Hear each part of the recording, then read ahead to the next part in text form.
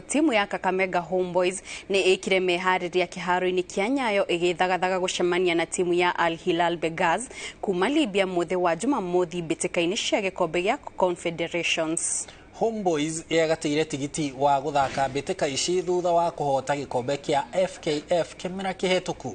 Kochi wa timu ĩno Patrick Odhiambo augĩte mena mwĩhoko wa gũkanahota amu nĩmagacĩrithĩtie timu ĩno na njĩra ya kũgũra athaki erũ na kwĩnora makĩria. Al Hilal Benghazi yagateire tigiti wa mbĩtĩka ici thutha wa kũhota timu ya Al Nassr ngucanio-inĩ cia Championship bũrũri-inĩ wa Libya. Benghazi ikaneterefagwo ni coach Mohamed Ouda.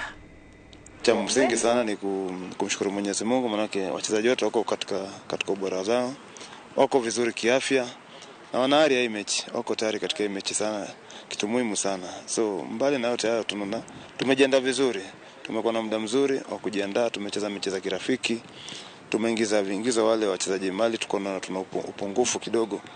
So tunajiamini tuko tayari katika hii mechi.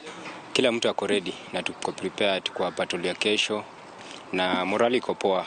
Kiangalia from the management huko juu wamekuwa na sisi from tulianza kuprepare kwa hii game na tunashukuru Mungu kwa sababu tumetoka mbali, a few days to the competition, so tuko prepared.